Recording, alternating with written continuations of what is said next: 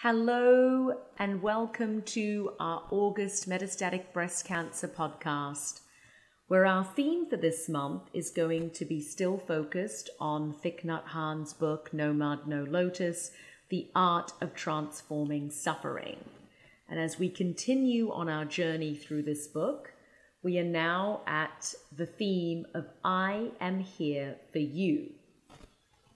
And for the following 6 sessions of our podcast, we'll be focusing on the 6 mantras. The 6 mantras are ways to express love and compassion.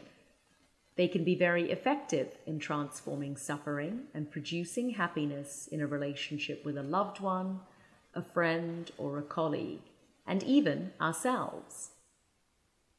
You may first start by practicing the 6 mantras with yourself, because you can only love and understand another when you have practiced love and understanding for yourself. And this is a vital part of a mindfulness practice. We cannot give that which we do not have. So if we are not feeling love, compassion, and non-judgment in our own hearts and minds, it's very difficult for us to authentically offer that to anyone else. Thich Nhat Hanh says a mantra is a magic formula. Every time you pronounce a mantra, you can transform the situation right away. You don't have to wait. Learn it so you can recite it when the time is appropriate. What makes the mantra effective is your mindfulness and concentration. If you aren't mindful and concentrated when you recite the mantra, it won't work. We are all capable of being mindful and concentrated. The first mantra that Thich Nhat Hanh shares is I am here for you.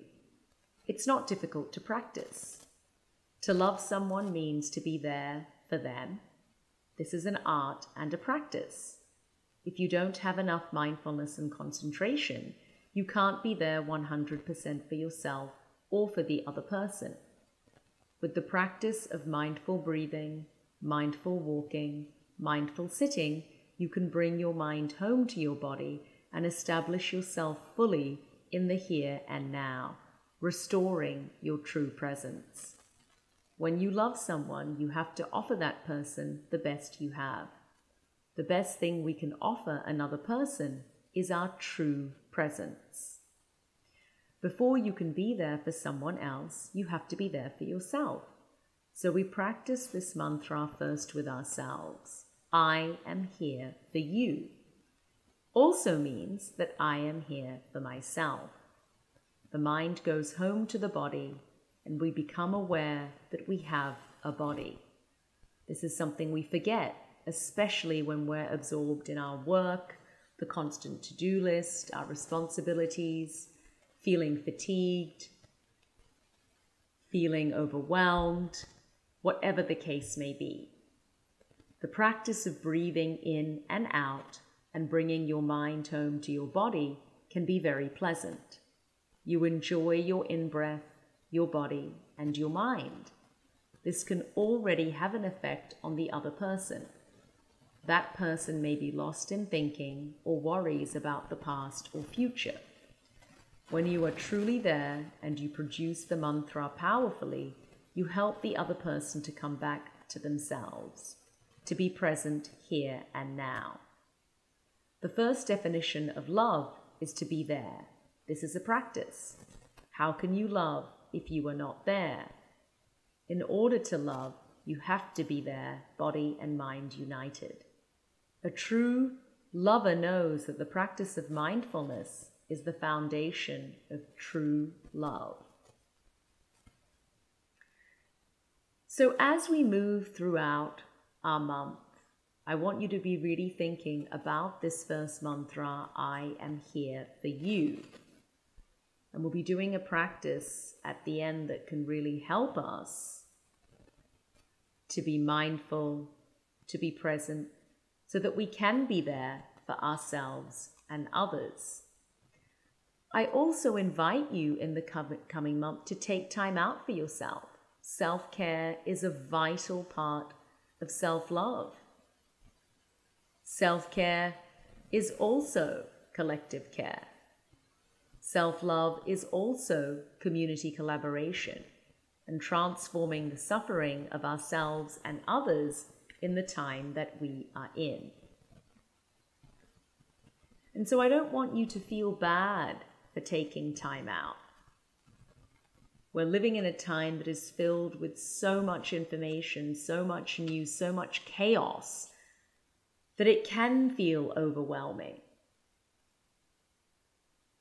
We all want to be happy, and there are many books and teachers in the world that try to help people be happier, yet we all continue to suffer. Therefore, we may think that we're doing it wrong.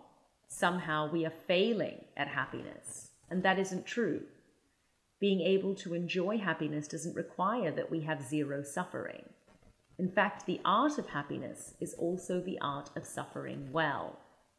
When we learn to acknowledge, embrace, and understand our suffering, we suffer much less. Not only that, but we're also able to go further and transform our suffering into understanding, compassion, and joy for ourselves and for others. One of the most difficult things for us to accept is that there is no realm where there's only happiness and there's no suffering.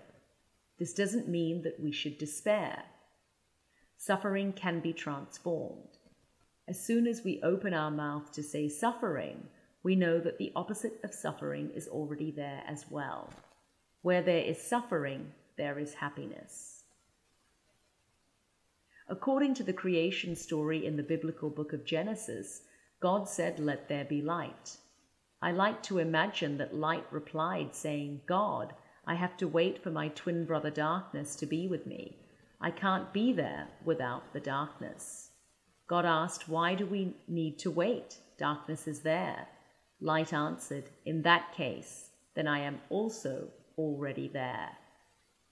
If we focus exclusively on pursuing happiness, we may regard suffering as something to be ignored or resisted.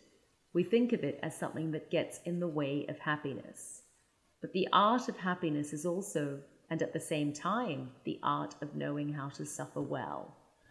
If we know how to use our suffering, we can transform it and suffer much less. Knowing how to suffer well is essential to realizing true happiness. So wherever you are now, I want you to come to a comfortable place where you can practice our mantra for this month. And so wherever you might be, just draw your attention to yourself, your in-breath, your out-breath, and then silently repeat to yourself, "I am here for you." And I want you to silently repeat this mantra 6 times. I am here for you. This mantra is a practice, not a declaration. To love someone means to be there for that person, but first you have to be there for yourself. The practice is to produce your true presence. I am here for you. Once you've completed your 6 rounds of that mantra, silently repeat it one more time to yourself. I am here for you. Reminding ourselves that it's not difficult to practice this. But if we don't have mindfulness or concentration, we can't be there 100% for ourselves or for anybody else.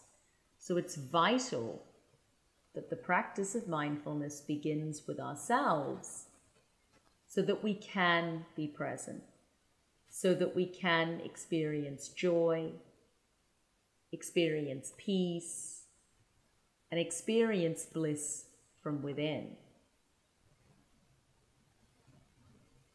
Thich Nhat Hanh says most people are afraid of suffering, but suffering is a kind of mud to help the lotus flower of happiness grow. There can be no lotus flower without the mud. So as you move throughout the month of August, I invite you to remember the mantra, I am here for you, to embrace being present in your day, in your life, in your mind. And to know that happiness and suffering are essential parts of each other.